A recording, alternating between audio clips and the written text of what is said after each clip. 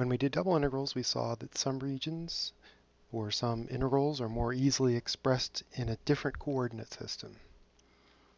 Well, with triple integrals, we find two alternative coordinate systems, alternative to the usual rectangular coordinates. So the first of these are the cylindrical coordinates. So I like to call these polar plus z,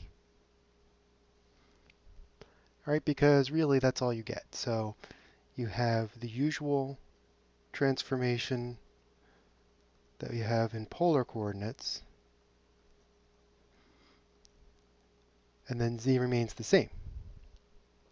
So really it's, or you could think of it as polar plus height. So there are certain standard regions that are very easy to do in polar coordinates. So one of those would be, not surprisingly, a cylinder, or part of a cylinder.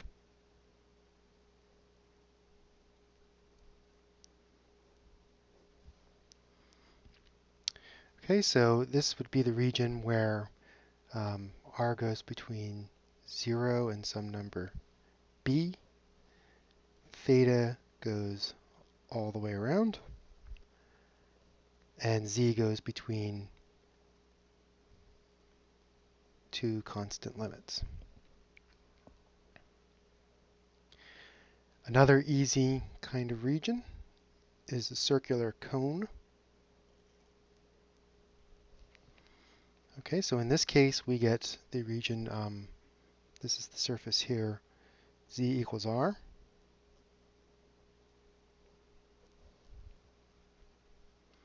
So that means that r goes between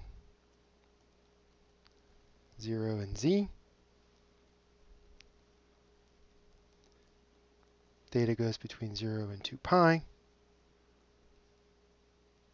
And z goes between 0 and some number d.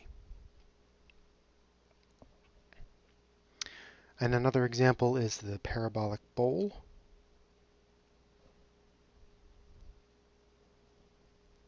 Or the paraboloid, if you like.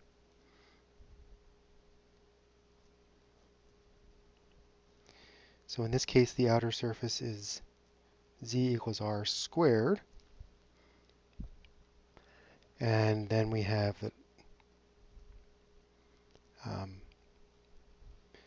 z goes between r squared and some fixed number, right? So you think of a vertical line, it goes between the bowl and the lid. R goes out from 0 to some number. Once you've taken z out, you're looking at from top down, and that's just a disk. And then theta again would go all the way around. So there are some other examples too, but there are certain features that kind of signal when you want to use cylindrical coordinates. So one of those is rotational symmetry around an axis.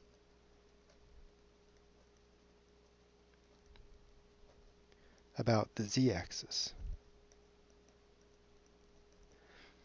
That's usually a very good sign that cylindrical coordinates will make things simpler.